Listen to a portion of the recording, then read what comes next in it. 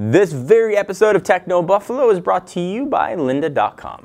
What's up, everyone? Welcome back to the episode of Ask the Buffalo's, the show where you can ask me any question you've got from the world of technology, and sometimes outside of it. We talked about phones, tablets, why it burns when you pee, and everything in between. This week, though, it's all technology. We talked about the iPhone 6, crazy iPhone leaks in general. We're talking about phone battery, editing software, and much more. It's Ask the Buffalo.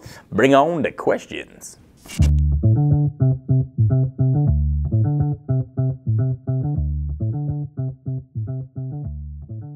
First question comes from Twitter at Robin Verheyage. Sorry, I just massacred your name. Asks at John4Lakers, what rumored feature are you most excited about on the upcoming iPhone 6? I have long said I wish we had a bigger screen. Please give me a bigger screen. So it looks like that one's going to be granted. I do hope the 5.5-inch iPhone rumor is true, because that would be super sweet. Aside from the larger screen size, here are two things I am excited about hopefully having. First one, NFC. About freaking time.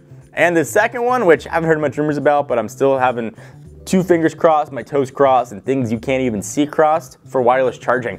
I love wireless charging. I don't care if Apple uses the Qi standard or creates Apple wire charge, whatever they want to do to create their own standard and charge a ridiculous amount of licensing fee. I love wireless charging. Bring it to us. Those are features I'm most excited about. Things like LTE, iOS 8, the rest of the stuff.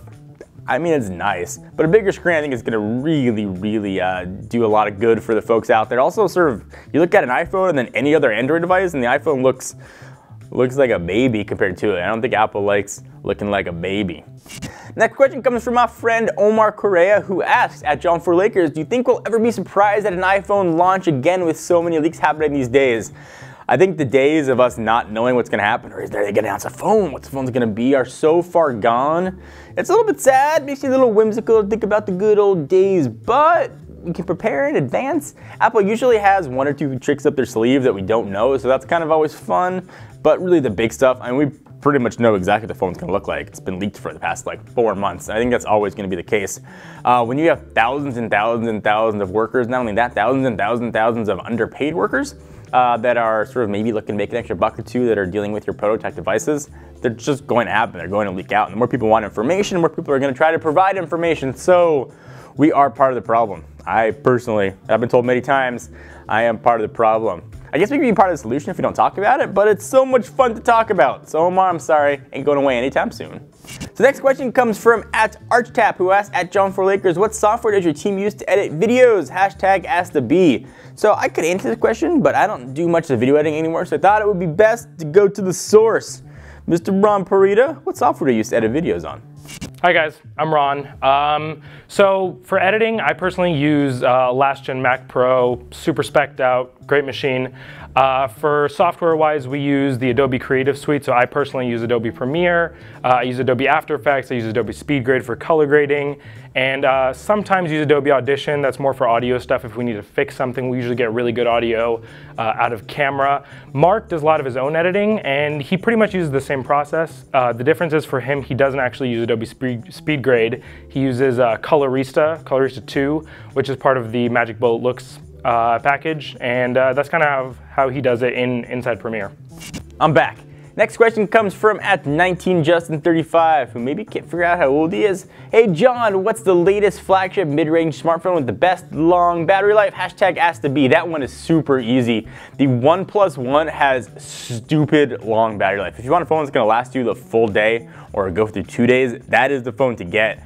They did a ridiculous job with that device. I would assume though once Android L comes out, there'll be other phones that have long battery life as well, but for right now, that's the one to get. Also for that price tag, it's kind of hard to beat.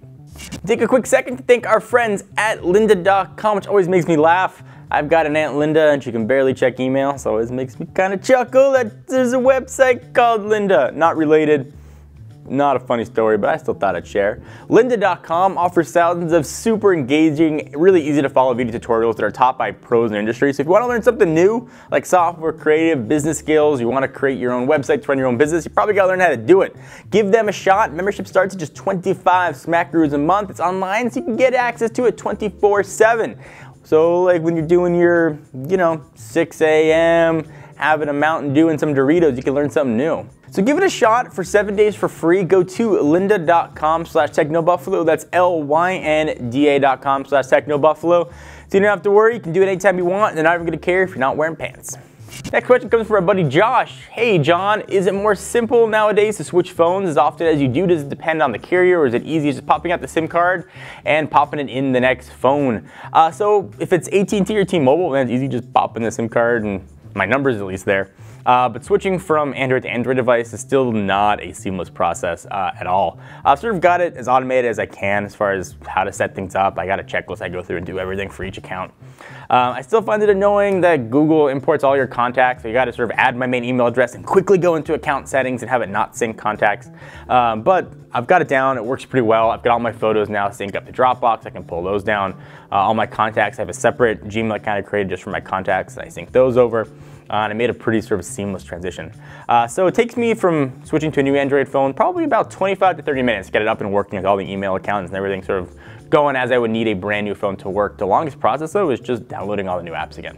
Thank you guys for watching the episode of Ask the Buffalo. I always appreciate you guys asking questions. If you want a question to be featured on the show every Tuesday on TechnoBuffalo.com, you can put up a call for questions. You can just leave it right there in the comments. Otherwise, send it to me on Twitter, @John4Lakers or @TechnoBuffalo. Ask your question.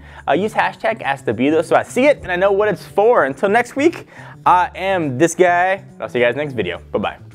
Thank you guys for watching. I hope you enjoyed. If you want to check out the latest from the world of consumer electronics from people who absolutely love it, hit the big subscribe button right down below.